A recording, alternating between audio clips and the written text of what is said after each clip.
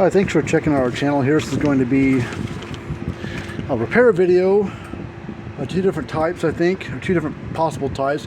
Either we're going to be able to try to test and fix the board, or we're going to strike out and have to install a new board into it and call it done. I think it's a board issue. I plugged it in, but I haven't taken it apart, done any other tests on it because I want to see what kind of issue we might be dealing with. The only other issue would be capacitor, but we'll check that while we're in there. But the symptom this thing's got is pretty common as they get a little age on them. There's like three possible fixes to it. Either fixing the board, replace the capacitor if it's bad, or worse comes to worse, if fixing the board doesn't work, is installing a new board. So that's our issue. That's our situation we're dealing with. So let's plug it in here. Turn the power on. Just has one single red light flashing. So little power lights coming on up there, which is not a big deal. I mean, that's irrelevant to any of this stuff. We're looking to see what it actually physically does. I don't care about the green light. It doesn't have any function besides telling you that, hey, the power's on, dummy. So let's take the screws out the back. Find my bit to pull these screws out. This takes that bit there. There's only two screws in it. One in one corner, and then usually caddy corner off the other diagonally from it. There's the other screw up here. This is a 2015 model. This is probably towards the end of the run. I think they stopped making this in 2017. They came out with it in 2005. So by the time this unit came out, the unit would have been around 10 years by now when this unit came out. So we're almost pushing 20 years that this model was made in this style. So let's take the back cover off. There it is in all its glory. There's the capacitor, transformer module, the green circuit board. Gallagher calls it a module. Same thing. All right, we're going to check this capacitor. This is a 30 microfarad, or at least it should be. Yep. So we're going to go across it. There's no polarity to it. 25.6. It's a little low, but it's not causing our issue. That's not going to keep it from running. Take this transformer out. Transformers don't go bad in these things hardly ever. Set that off to the side. I'm also going to go ahead and unplug cable just so I can get this back cover out of the way.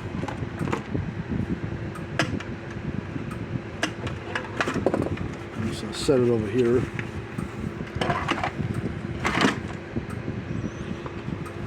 Okay. Because it's not cycling, I mean it's flashing, but it's not actually building the charge up and discharging. What I have found that sometimes causes the issue is in this circuit right here. These two big SCRs and those two little diodes. Sometimes the SCRs are good and those diodes are bad. So we'll check those diodes first and see if they're good or not. If they're bad, we'll go ahead and check the SCRs while we're at it. So we'll put a meter on the diode setting and go across it with the right polarity. Well, that one's shorted, so that's definitely bad. Usually if one goes, the other goes. Yep. Alright, so now we gotta check these SCRs just to make sure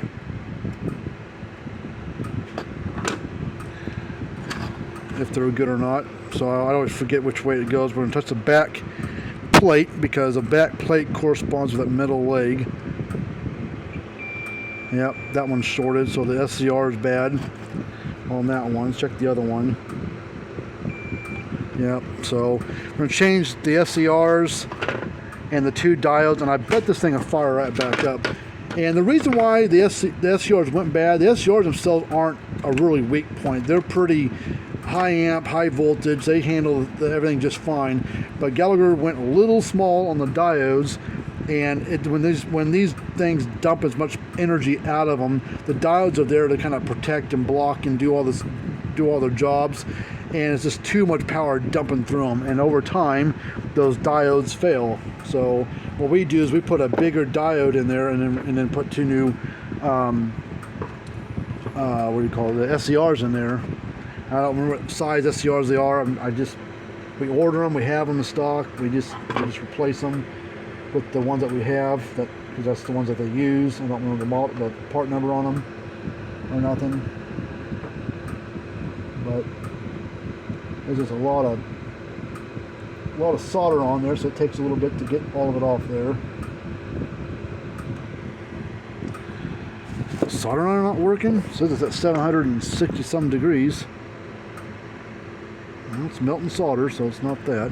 It might be a little bit of a coating. Gallagher does put a conformal coating on some of their stuff, so we may have to actually heat these up, add some solder to it to kind of burn off the coating that's on there,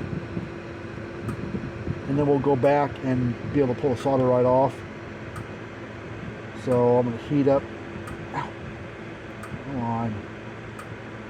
Yeah, I think there's a coating on the circuit board which got on the solder pads, solder joints, whatever, and that's what's causing an issue where we can't just pull the solder right off. Which I don't, good thing, bad thing, I don't know.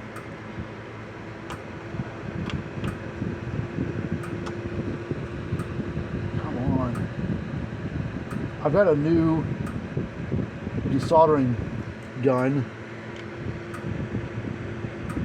We always try that as well.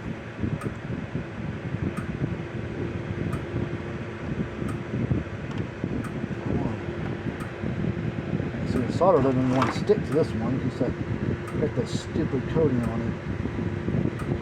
I don't know why they did that, why they were so messy with it.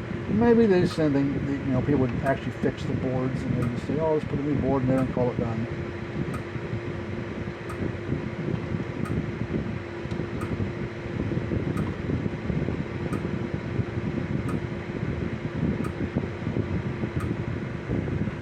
Okay, let's see if we can go back and pull the solder off these spots now. Hopefully it will. There we go, that's better.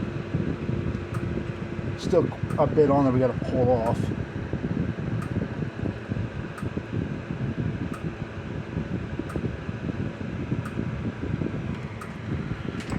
Well, while I work on that, I got this new Hako, whatever it is, desoldering gun, desoldering pump, whatever it is. Plug it in here, turn it on, let it warm itself up here, and then we'll try it here in a second.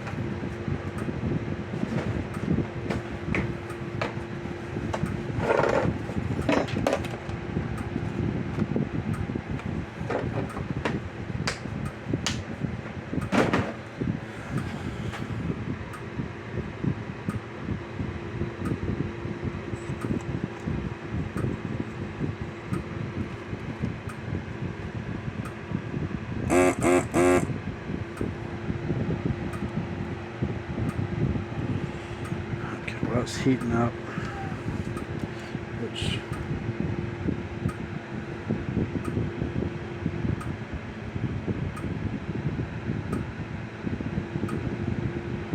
let's just try this. It's up to almost 800 degrees is what the setting I got it at. I'm going to clean this tip of the thing there.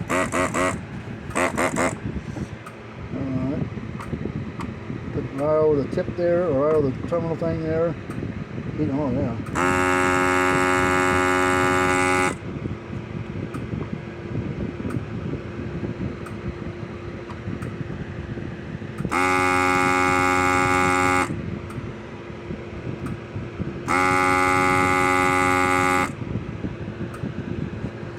May have to go back with the desoldering braid.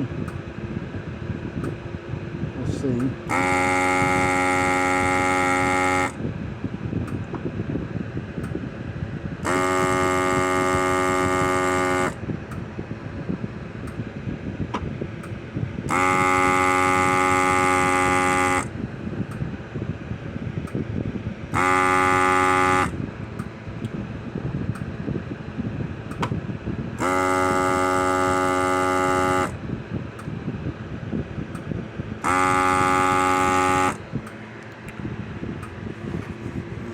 get the clean tip thing out, and we'll make sure it's not clogged up. It's still good. Now this one might be a little tougher because it's got, well, here. This one we'll do the SCR at the same time.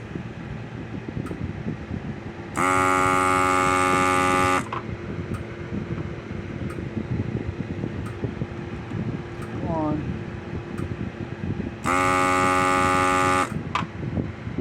I may have to go over these a little bit more with the desoldering brake. We're going to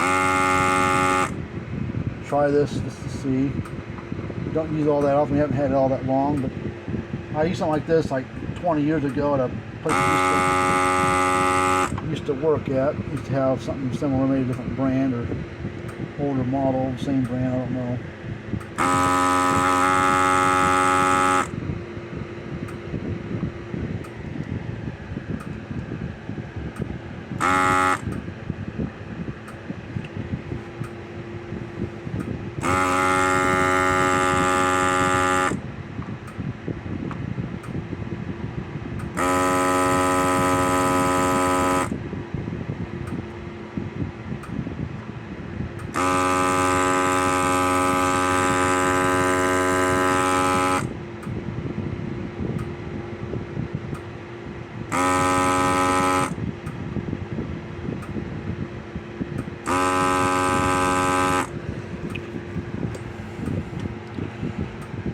Alright, let's just go over it real quick. I think we're going to have trouble with a couple of them. I don't think it got every single bit of the solder out that we needed to in order for it to pull it loose. Now that one had just a little bit more down inside the hole there where the lead came through at. Same with that one. I think this one had a little bit more on it we didn't get.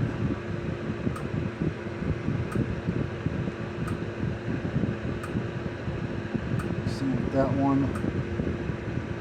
That one. This one.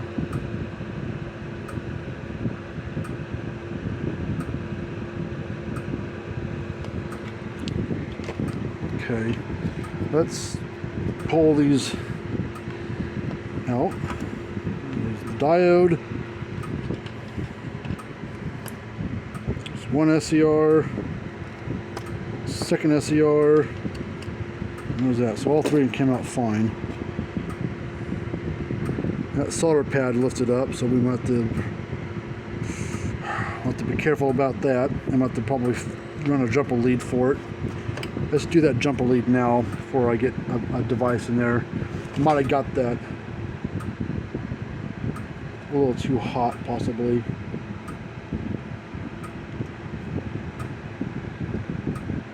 I think all the other ones are fine.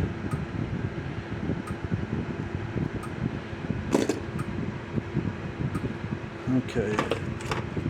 So what we're going to do,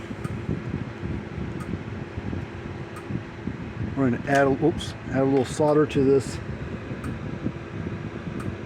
iron here.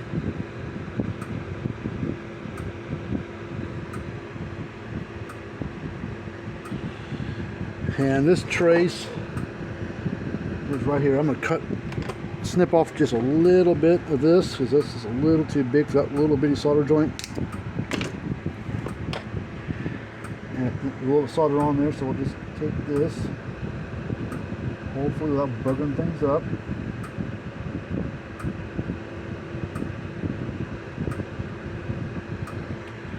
Alright, that's attached. So let me get the diodes out. We're going to use this is a higher voltage, higher amperage diode on there. I don't know what size it is, but it's bigger and heavier duty one than what they were using from the factory. So put that in there. These do have to go in a certain way. Now, get to find the SCRs.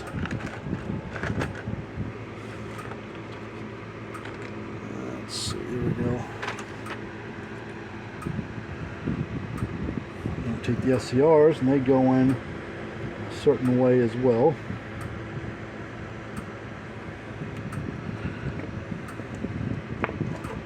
Oops. On the SCRs fell out.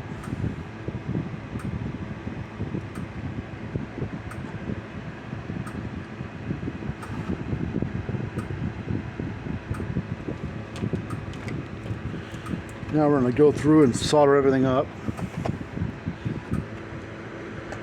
And we'll solder to the iron, and we'll go over and we'll solder every new solder joint we need to solder up on. There's one, that one, let it free flow again. That one's good.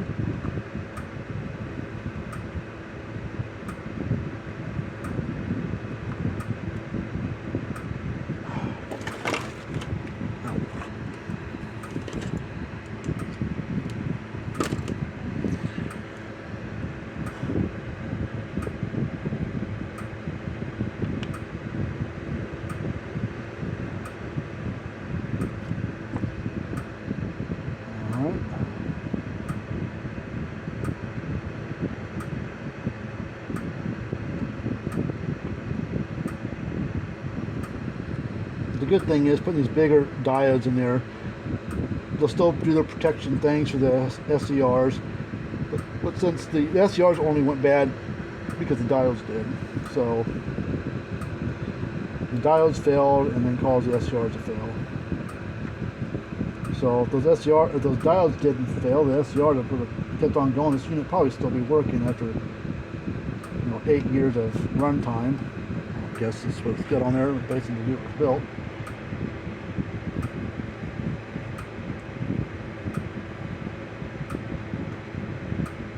Plus, this saves the customer some money by not having to pay for a brand new board. These brand new boards, now they're not like outrageous amount of money, but they're not going to get it for less than $100 for a new board. New boards cost more than $100.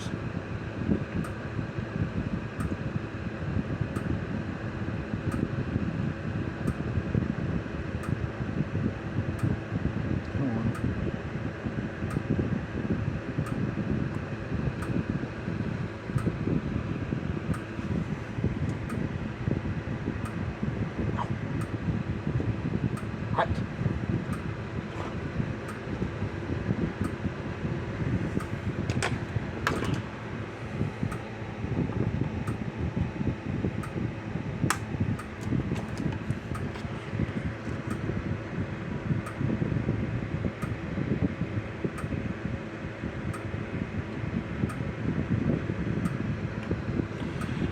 Now I got that one.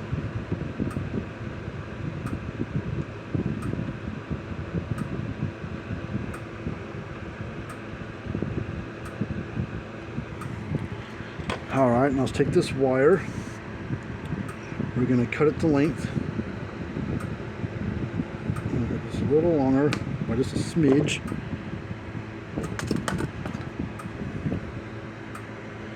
And then we're going to cut off just a little bit of the tip of it. Tin the wire on here like this. And then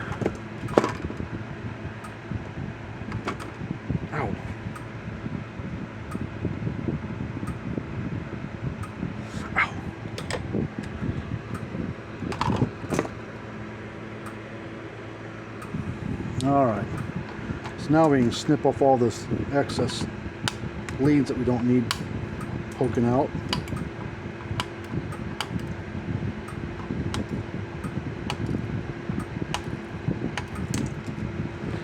Alright,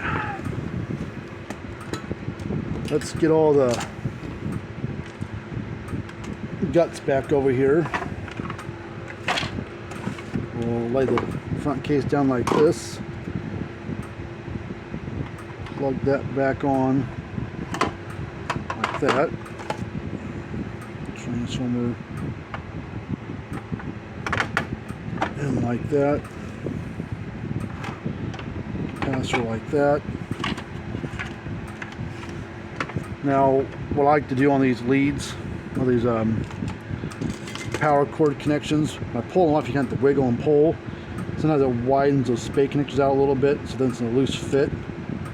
and I learned probably 15 something years ago working on this model when it first came out, is if you don't do that, sometimes it'll wiggle during shipping or something.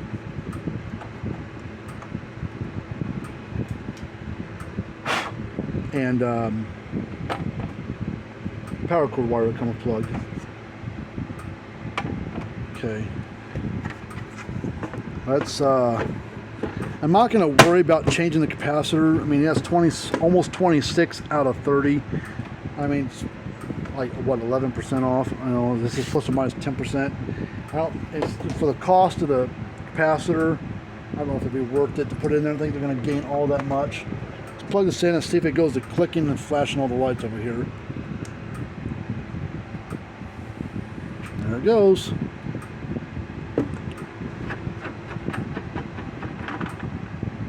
And we'll put a tester on there and see what it does. Got our analog tester here, analog fence tester. I'll get rid of the glare here in a second. Oh yeah.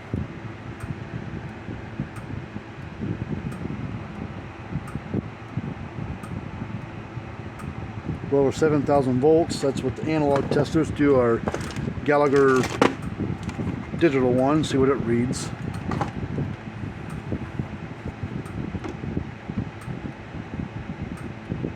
.3.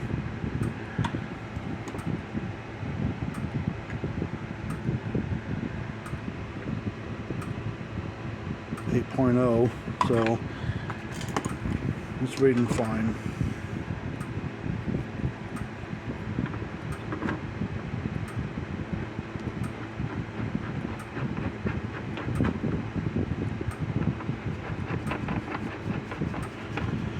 All right, well, this one's done.